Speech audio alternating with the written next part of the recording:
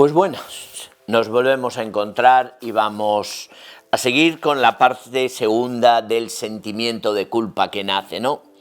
Y uno de los sentimientos es ¿por qué he sobrevivido yo y no la persona que amaba, ¿no?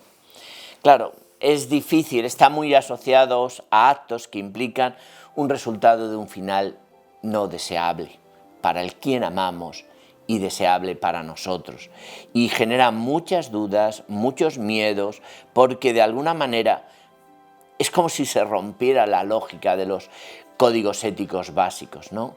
Es ¿por qué la persona que yo amaba no ha sido capaz y yo sí? Es lo que llamaríamos una ventaja comparativa, me comparo.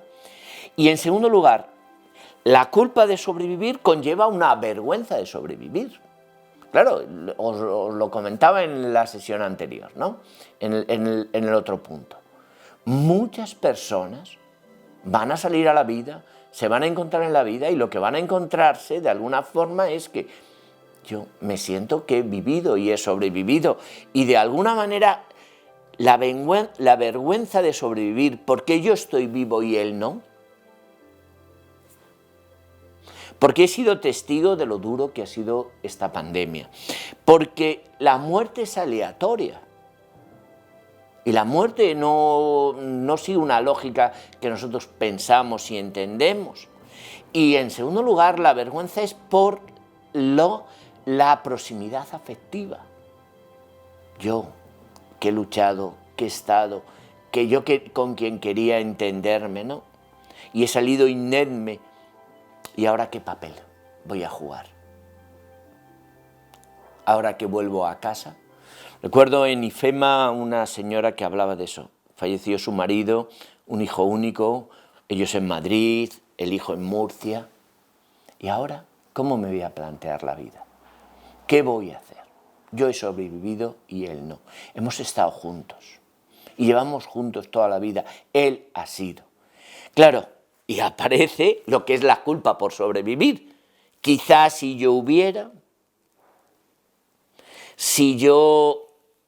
acciones erróneas que condujeron a la muerte del otro, si hubiera llamado antes, si lo hubiera creído. Acciones que son interpretadas a posteriori como denegación de ayuda.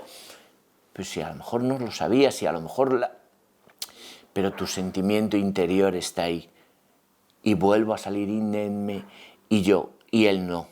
Yo tenía que haber sido más activo y no lo fui. Probablemente hay unos factores de riesgo personal, que es en la vergüenza el estilo rumiador, el que da vueltas, y en la culpa del superviviente está el factor de atribucional interno. Es como si yo tuviera que ser responsable.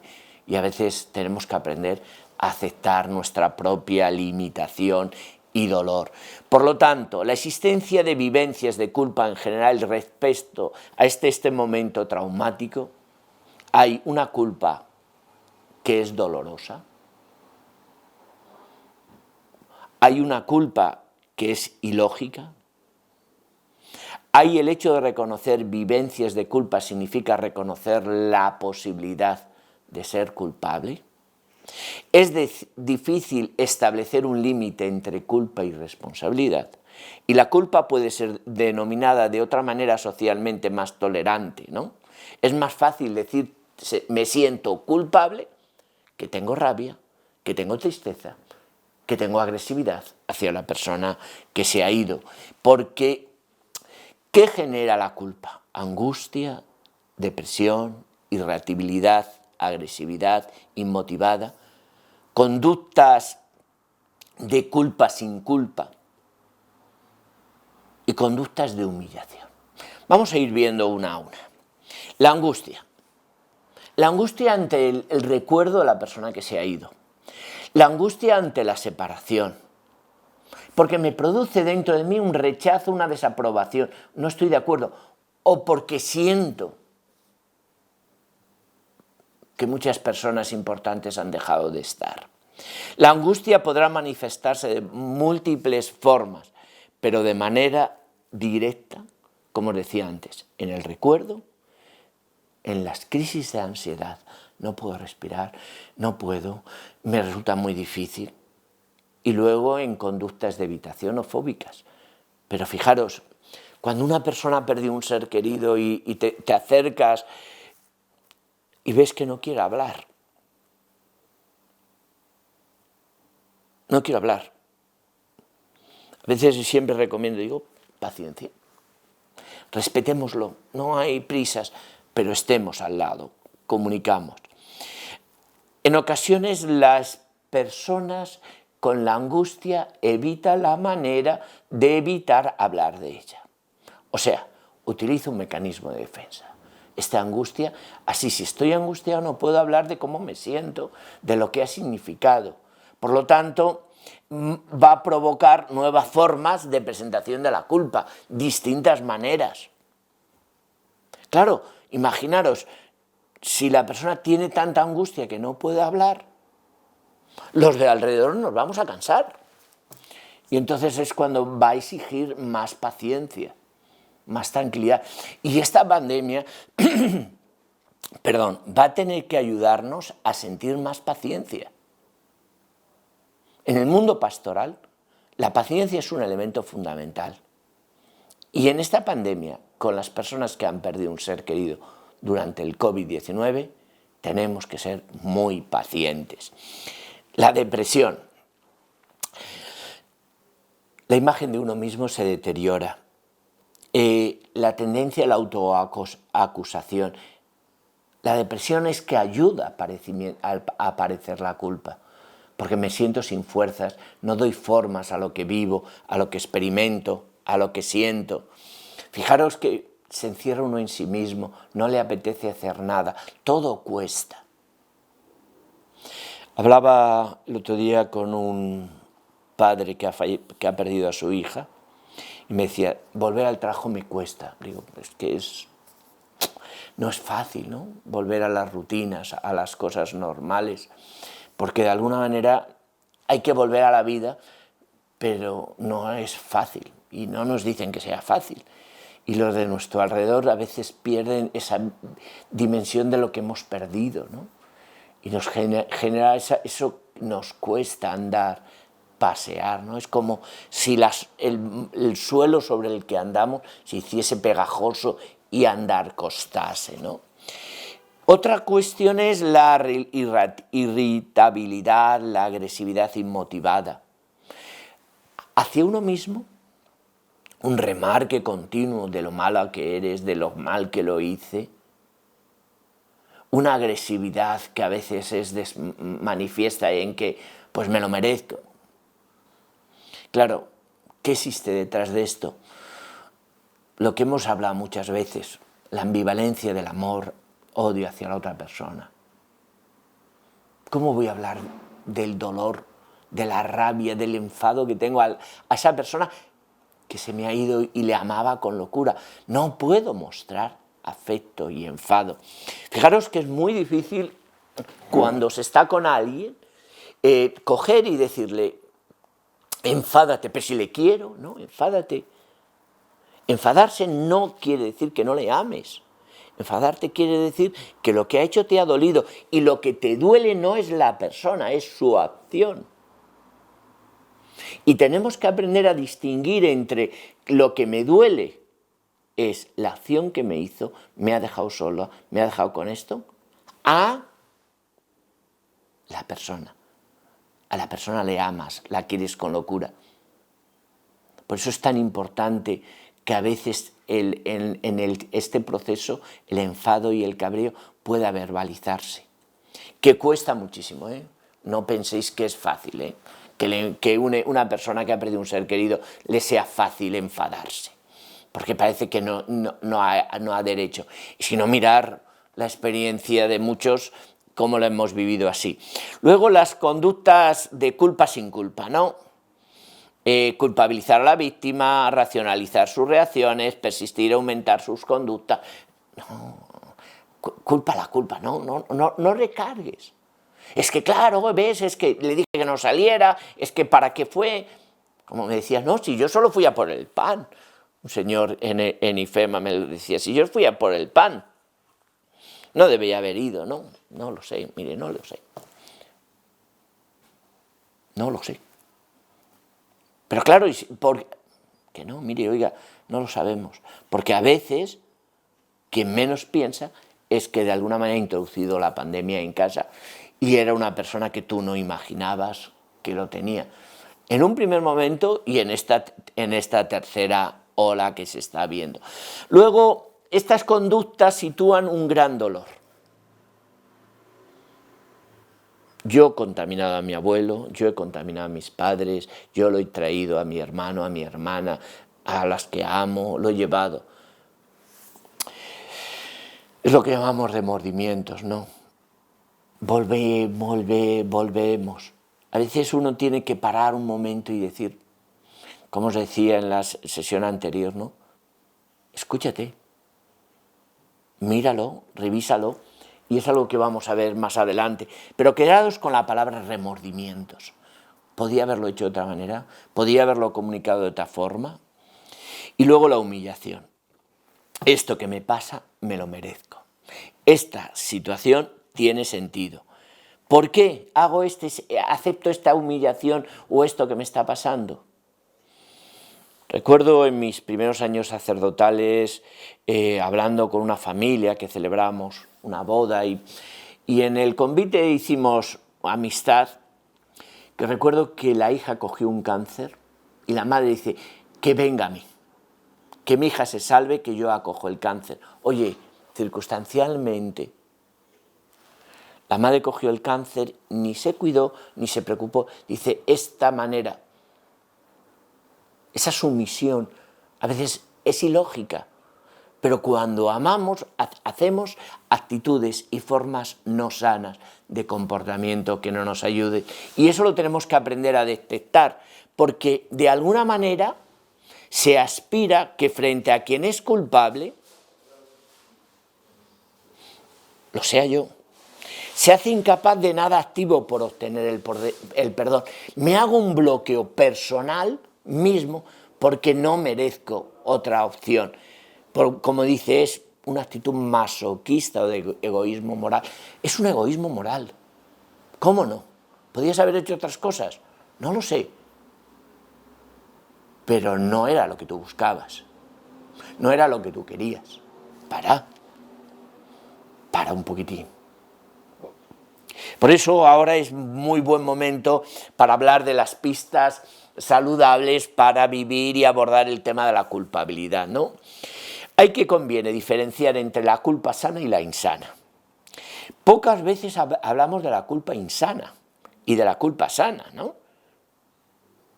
Porque la culpa depende de causas y puede tener una función u otra. Y la culpa insana es aquella que hay de sentimiento de culpa, pero que no hay responsabilidad. Vamos con las maneras de culpabilidad real. Cuando yo he hecho algo real, busca ayuda.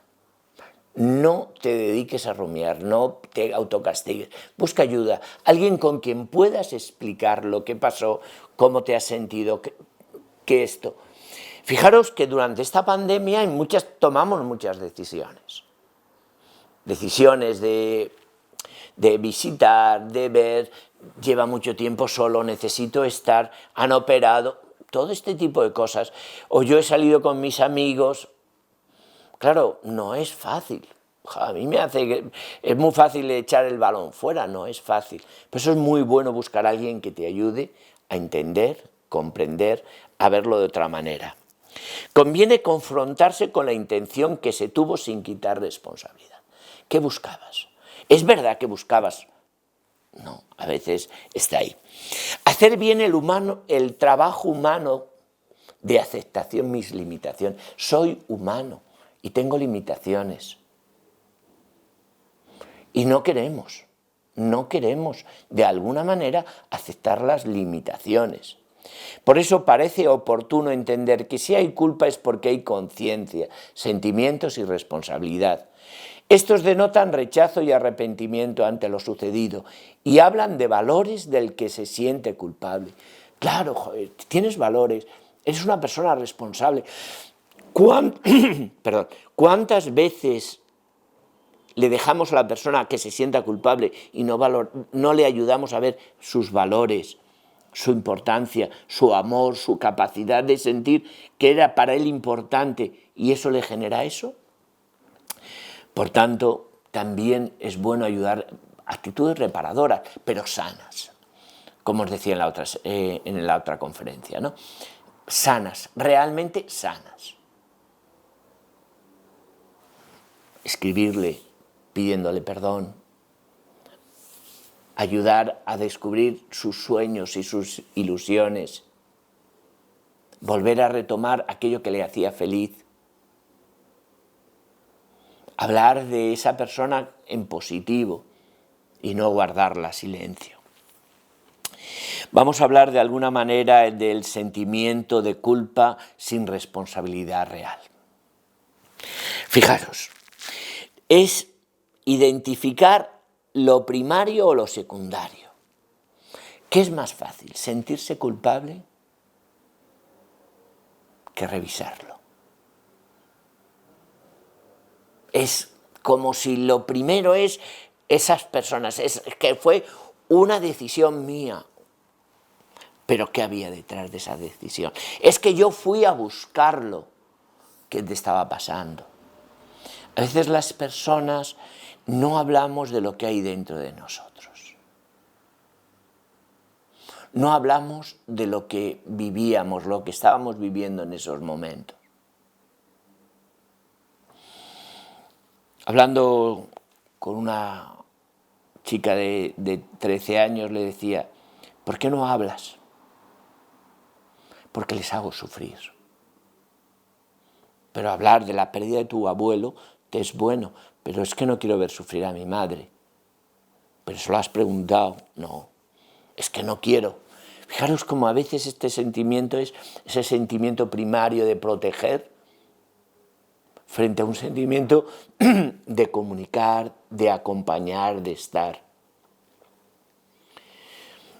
No se me olvidará haciendo un proceso de despedida de un ser querido en estos momentos del COVID cuando dice, ¿qué le hubierais querido decir? Decírselo, parar un momento y agradecerle. ¿Por qué? Porque le amabais y quien ama no puede quedarse en esa culpa irreal. Segundo, asimismo puede ayudar a diferenciar el sentimiento de culpa de ser culpable. El sentimiento de culpa es que te duele, es que le amas. Y otra cosa es que tú busques ese dolor para provocarles, haberle buscado provocar la enfermedad. Es que es distinto, no es igual, por mucho que tú quieras, por mucho que le des formas. Por tanto, conviene valorar las decisiones tomadas desde las posibilidades y circunstancias del momento. ¿Qué pasaba? Es que tenía que hacer... Es que mis padres necesitaban esto. Es que... Recuerdo durante los momentos primeros de la pandemia, hace un año, ir a acompañar 2 entierros por COVID, ¿no? Y me decían, gracias. Digo, no, gracias no. Es que fíjate, se nos ha ido, le llevamos al hospital. Digo, ¿y si no le hubierais llevado al hospital? No, es que tenía que ir al hospital. Podíais haber, a veces, ayudar a entender que las circunstancias no daban alternativa, que no lo sabías. En mi parroquia falleció un hombre porque operaron a su esposa y fue a verla y lo cogió. Lo que ha costado ver, es decir, Julián no iba a buscar la muerte, iba a estar contigo, porque para ti, para él eres lo más importante. Y tú te operaste para poder seguir viviendo con él. Pero algo que es externo nos ha podido y nos ha desbordado. Por eso es oportuno valorar las decisiones o comportamientos en función de los valores que habitan en la persona, no en sus consecuencias. Tú eres una persona que actuabas desde el amor, desde la comprensión, actuabas desde el agotamiento, de que necesito salir, necesito hablar. No es fácil. No es fácil. Porque de alguna manera y sería bueno terminar así, este sentimiento de culpa. Las personas tenemos valores que los dejamos de lado, ¿no? Y de alguna forma vemos más las acciones que la persona. Nos centramos más en el deberías que en aquella persona que durante tiempo, años, ha estado con él y ha vivido con él. Vamos a entrar con un tema más complicado en este momento del COVID, que es la muerte sin cuerpo. Le llaman así, a mí no me gusta decir la ausencia, llamémosle la ausencia. Pero bueno, ¿cuántos de vosotros habéis vivido estas experiencias, ¿no? Fijaros, la muerte en estas y en otras circunstancias parecidas, como son los secuestros, desapariciones y pandemia, provocan dos cuestiones importantes. No puedo abrazarlos, no puedo verlos y no puedo decirles, aquí estoy.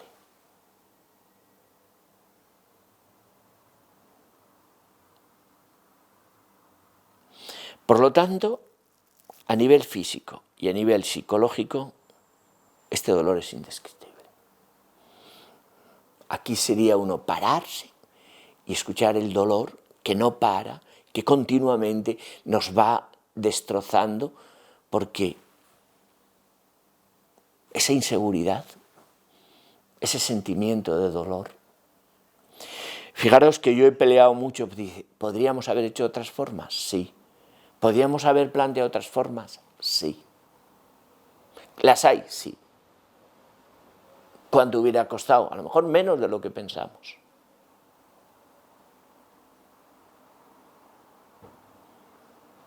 Pero el percibir, el ver, el sentir que a quien despedimos es a quien amamos, nos ayuda a generar más paz, más tranquilidad, más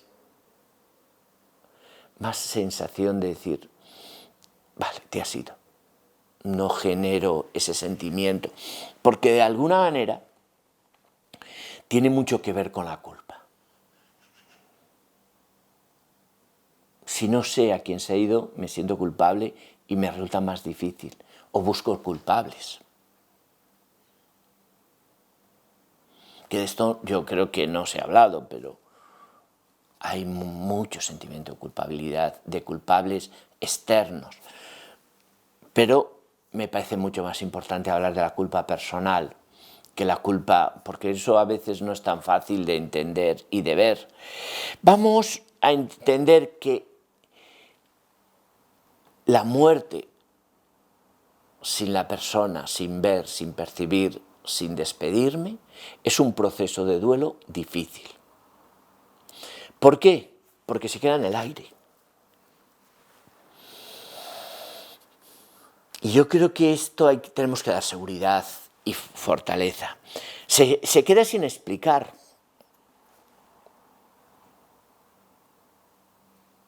Y se queda con muchos temas pendientes sin resolver.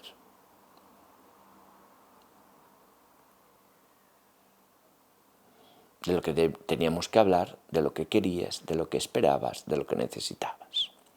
Por tanto, cerrar este proceso es complicado, es difícil y, ¿por qué no decirlo? A veces me resultaría difícil de entender. Os voy a poner un momento de película muy sencillo que de alguna manera nos puede llevar a entender esto.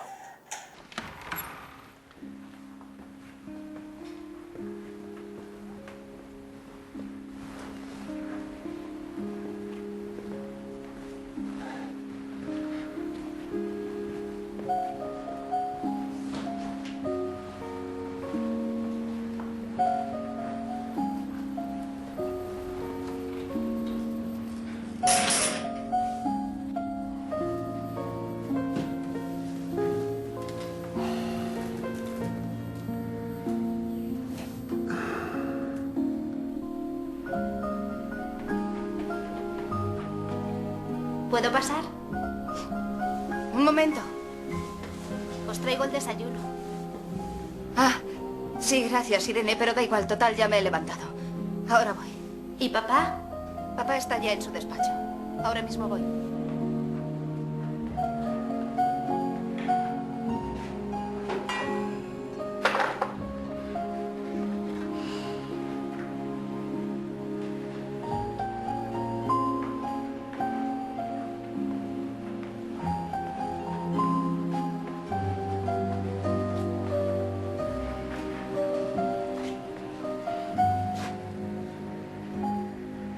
Papá.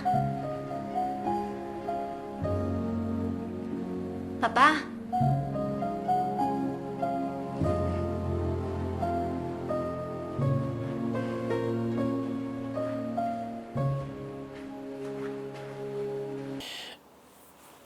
En esta escena de la película La habitación del hijo, ¿no? Fijaros, se pierde, la pérdida del hijo es por un accidente de submarinismo. Cada uno se encierra en sí mismo, quedan muchas cosas. Unos quieren hablar, otros se quieren encerrar y otros quieren estar en el dolor. Y otros, fijaros cuántas cosas quedan pendientes, cuántas cosas quedan por hablar, pero como estamos bloqueados, estamos dolidos, nos hacemos incapaces de hablar. Porque de alguna manera, si os dais cuenta, cuando recibimos la noticia de la desaparición, de la muerte, nos quedamos en estado de shock. Pero es más, otra noticia es cómo ha muerto, cómo ha fallecido, ¿no? Es como si se terminara la esperanza y la posibilidad de despedirse. Todas las ilusiones se truncan. Por eso el nivel de dolor y sufrimiento siempre es más alto por la propia impotencia, por la frustración y porque ya no puedo hacer nada. Volvemos a esa idea de límites. Somos seres humanos limitados y a lo mejor ahí está la grandeza del ser humano, que de alguna manera la muerte nos hace sentirnos que no somos tan ilimitados e inmortales. Habla del gran desgaste emocional. ¿Cuántos porqués sin solucionar? ¿Cuántas esperanzas? Es como si todo lo que nos hubiera sostenido como personas cayese por el desagüe y se perdiese. ¿Por qué? Porque es cuando el sentimiento de soledad se hace personal, se hace tan fuerte ante este dolor, ante su dolor, ante lo que nos viene encima. De alguna manera es muy difícil iniciar un duelo normalizado sin acompañar al enfermo, sin ver el cadáver, porque cuesta asumir el fin, porque cuesta aceptar la realidad de la muerte y porque quedan muchas incertidumbres y con la ansiedad que esto provoca. Y a veces es repetitivo y veréis cuando escuchéis a las personas que llegan lo que repite. ¿Por qué? Porque necesitamos acompañar a la persona que amamos, ver su cuerpo, saber qué es él. Tenemos que hacer un ritual de despedida real de la persona amada y no la duda. Sentirnos acompañados, reconfortados y comprendidos, expresar emociones y sentimientos, confrontar el sentimiento de culpabilidad para reducirlo y eliminarlo y sobre todo aprender a convivir con la incertidumbre del día a día. Esto es lo más, para mí, difícil, ¿no? Esta incertidumbre, que a veces se me hace difícil y complicado. El no poder acompañar y velar en esta etapa de COVID, es posible que algunas personas dolientes desarrollen trastornos de estrés postraumático y trastornos de adaptación. Lo voy a explicar así de forma breve y sencilla, ¿no?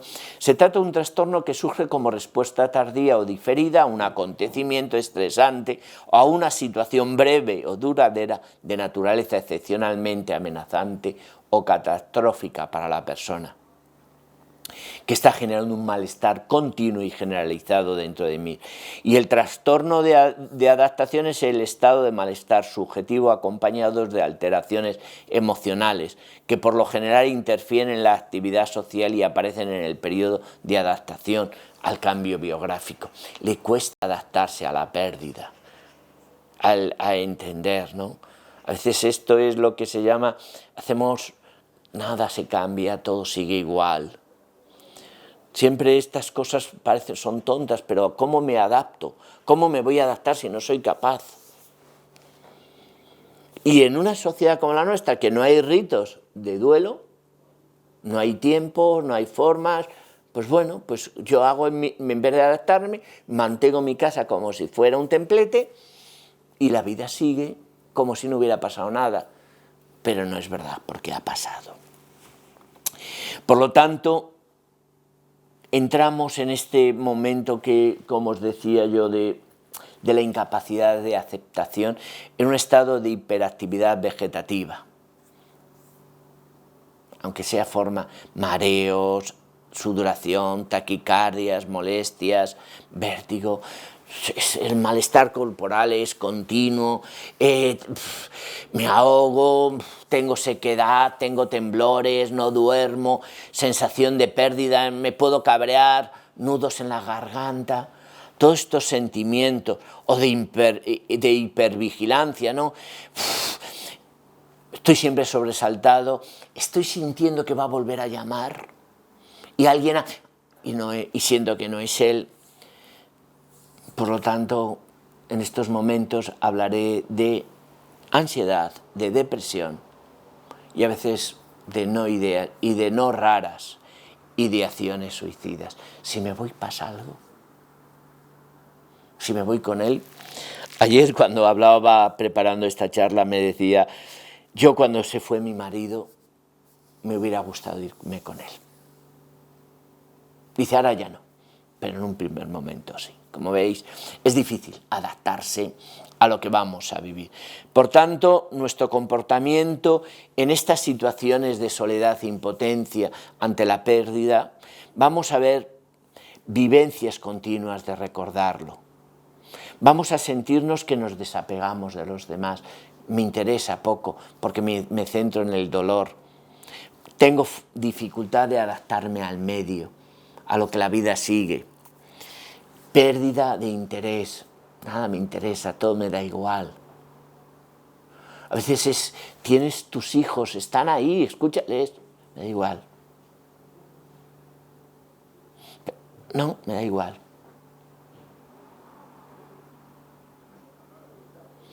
Y evitamos situaciones que nos vuelvan a hablar de este ser querido y generamos una soledad y esa persona que se encierra en sí mismo. Fijaros que es impactante que durante esta pandemia esto se viva, se experimente, se siente y de alguna manera lo sintamos de forma. Me gustaría entrar en una fase en este momento de las celebraciones litúrgicas, luz y bálsamo para este duelo de pandemia. ¿Por qué os digo esto? Porque yo creo que hoy estamos viviendo este dolor, estas muertes, y necesitamos retomar esa fuerza que ha tenido siempre la Iglesia, ¿no? El estar, el acompañar. Es impactante la cantidad de historias, de formas, de cómo la Iglesia ha estado siempre con el moribundo, con el que ha perdido y con la enfermedad. Por lo tanto, la muerte, hoy tan alejada y negada, tenemos que hacerlo de manera inexorable presente y situar al ser humano en su verdad desnuda. ¿Cuál es la verdad desnuda? Que ayudamos, que es desgarradora, que es confusa y como llevamos hablando todo en estas, genera ansiedad. De alguna manera, siguiendo lo de los discípulos de Maús, ¿no? Hacerse cercano, acompañar el camino, escuchar, preguntar. Jesús se acerca a Cleofás y su compañero, Jesús les escucha, Jesús les pregunta. Y fijaros cómo la persona cambia, ¿no? Porque de alguna manera cuando yo escucho y pregunto, cuando ayudo a que puedan expresar sentimientos de dolor y de angustia, de desesperanza, cuando me hago eco y me dejo afectar, se empieza a aclarecer lo que pasa, los porqués. Por eso las celebraciones tienen esa fuerza en la Iglesia.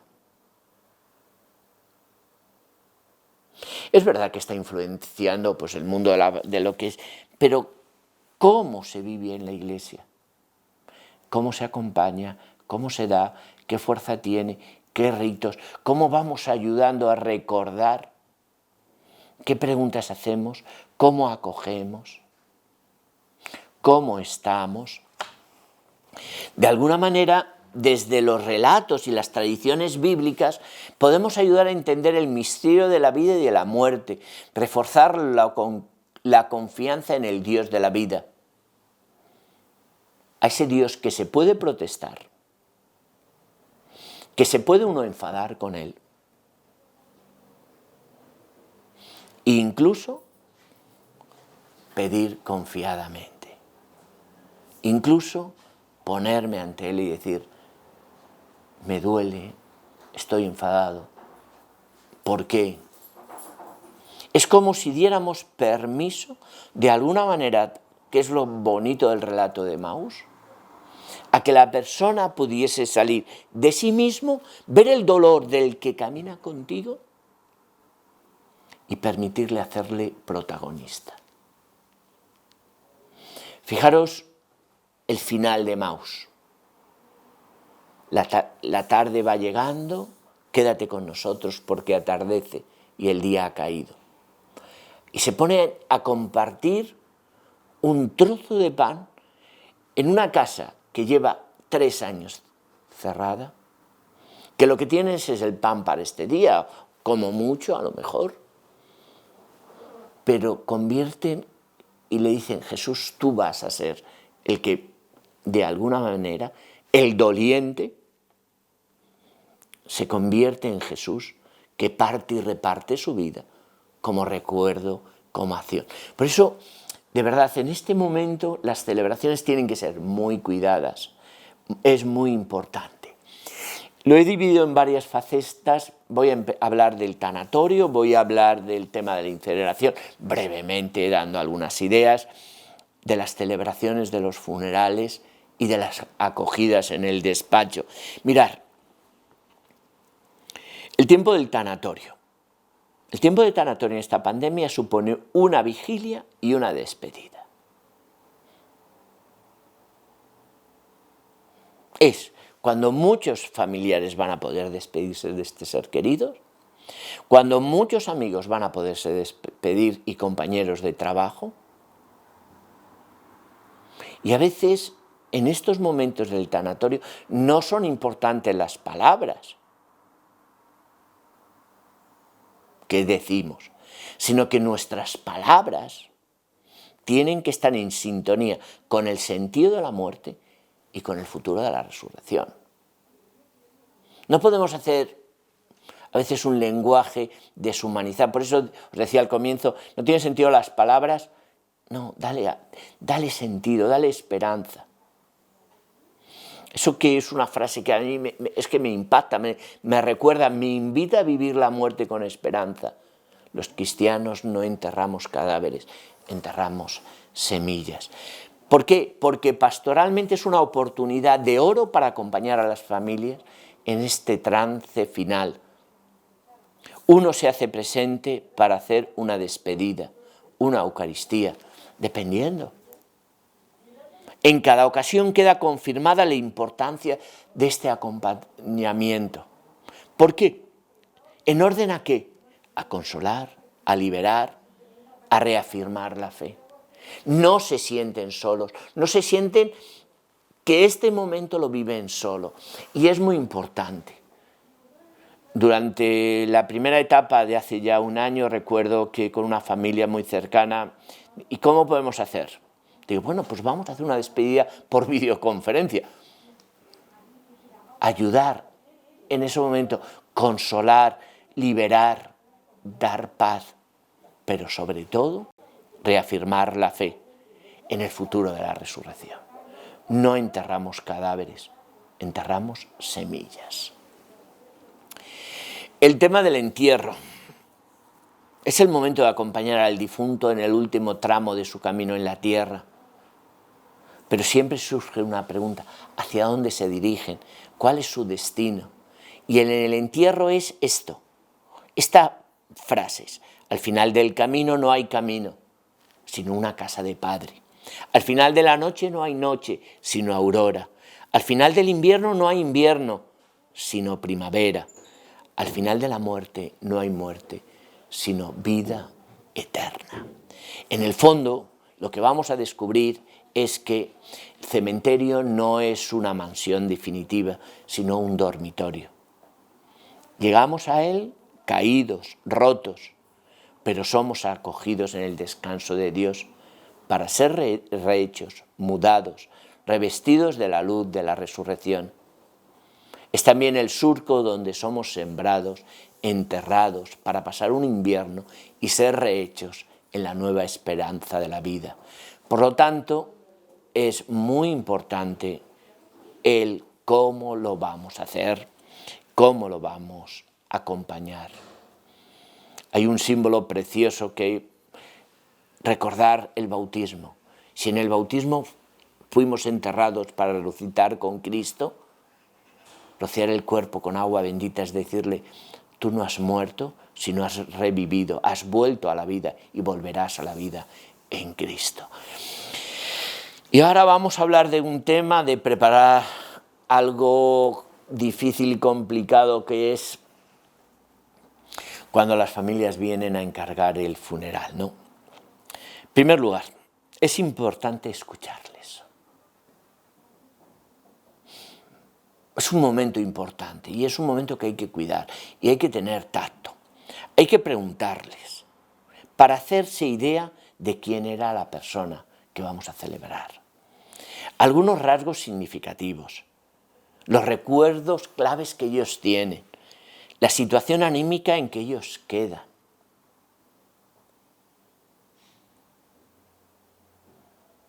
Sé que es difícil ver llorar, ver el dolor. Pero fijaros, Jesús es lo que hace.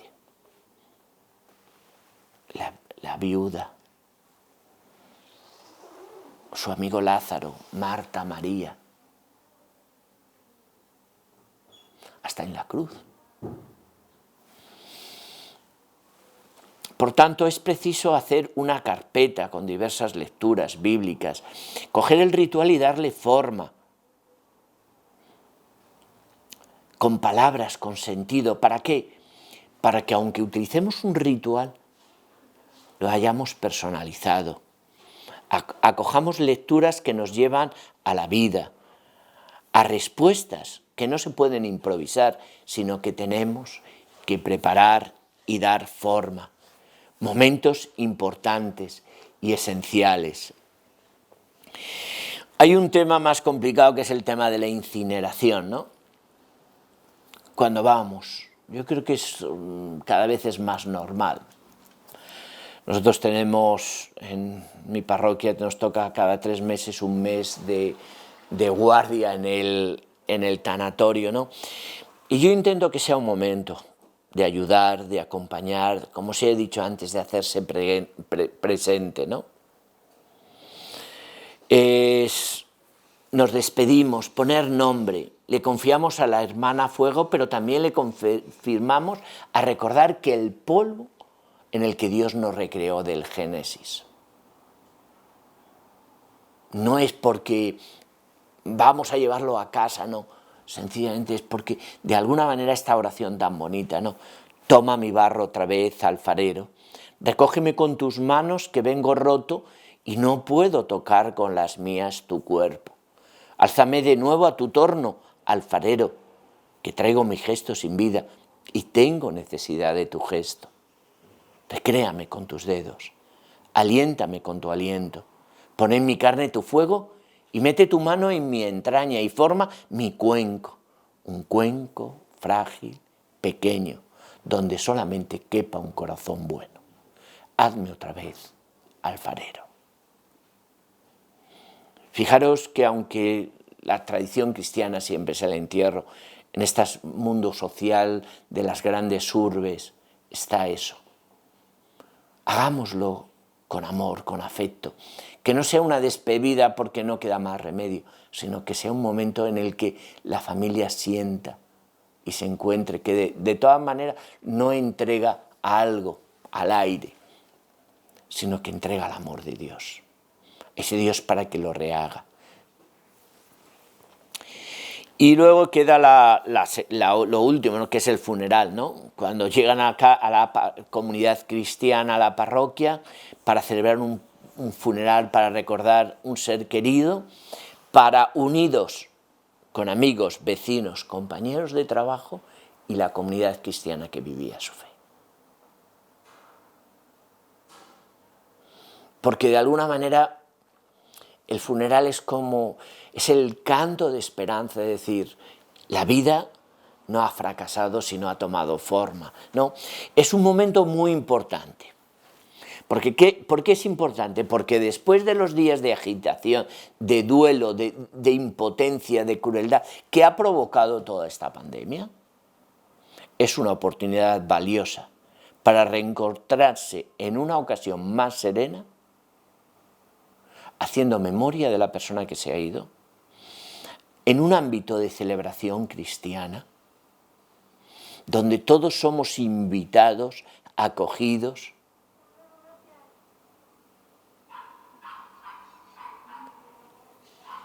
y lo más impresionante, en remitir todo esto a Dios, a nuestro Dios que es creador, a un Dios que es amigo de la vida, a un Dios que está con nosotros, a un Dios que de alguna manera nos ha acogido y nos ha invitado a vivir la vida en esperanza. Porque como llevo diciendo, no hemos entregado a alguien al fracaso, sino al amor. Y cuando yo soy mirado y amado y juzgado desde el amor, me doy cuenta que mi ser querido no ha ido al miedo, sino a la esperanza, a la paz. Por lo tanto, por parte de nosotros los sacerdotes, no podemos reaccionar de alguna forma ni con desdén ni con cansancio, sino con una acogida cálida, que se hace cargo de su dolor y que se suma en la capacidad y compasión del creyente para aportar lo mejor de mí mismo, para que esas personas que están viviendo este momento sientan el amor de Dios. Yo sea ese reflejo del amor de Dios. Segundo, ser y descubrir el tesoro de los rituales cristianos. ¿Qué fuerza tiene el partir, compartir, el hablar, el ver cómo muchos a lo largo de la historia de la salvación han vivido esto y han intentado buscar paz y sentido? Y cómo la tradición de la Iglesia se ha implicado con el dolor, con el sufrimiento. A veces el creyente no era como antiguamente se decía eso, uno decía llegaba el médico y decía, bueno, ya no puedo hacer más, ya puede usted pasar. No, nosotros no vamos a pasar porque usted no puede hacer nada más. Nosotros llegábamos acompañando el dolor y en este momento lo que queremos recuperar es su herencia.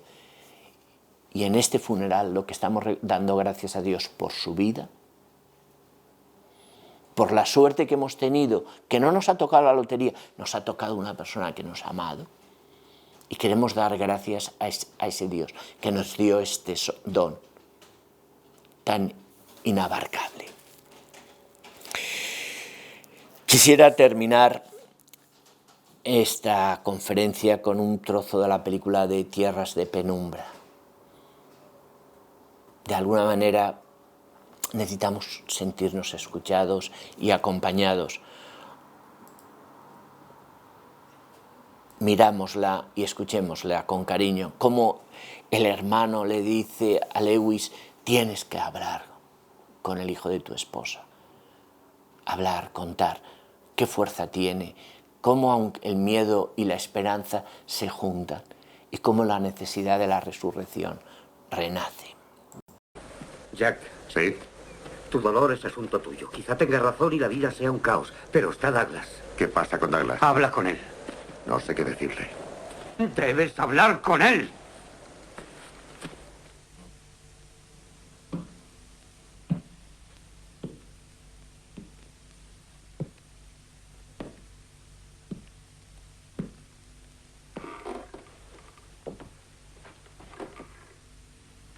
Hola. Hola.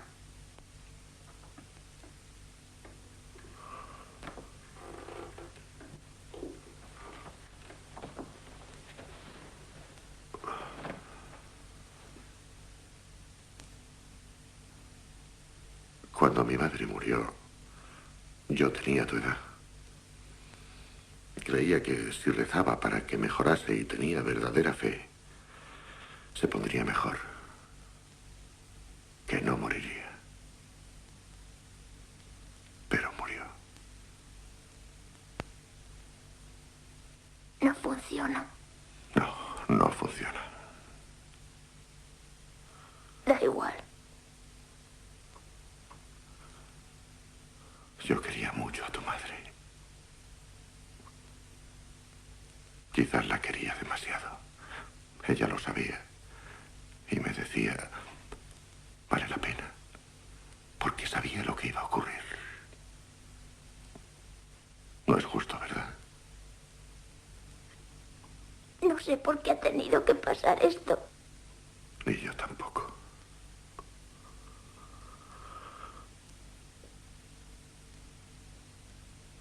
Pero no puedes aferrarte a las cosas. Tienes que dejarlas ir.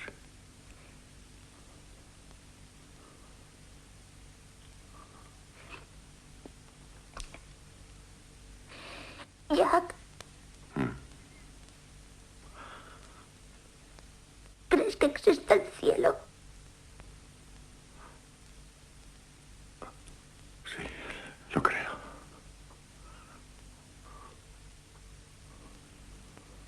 Yo no creo en el cielo. No importa.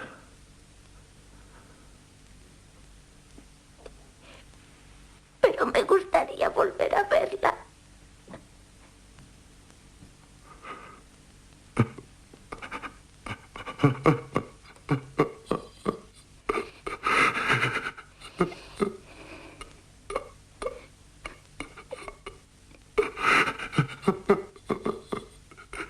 A mí también.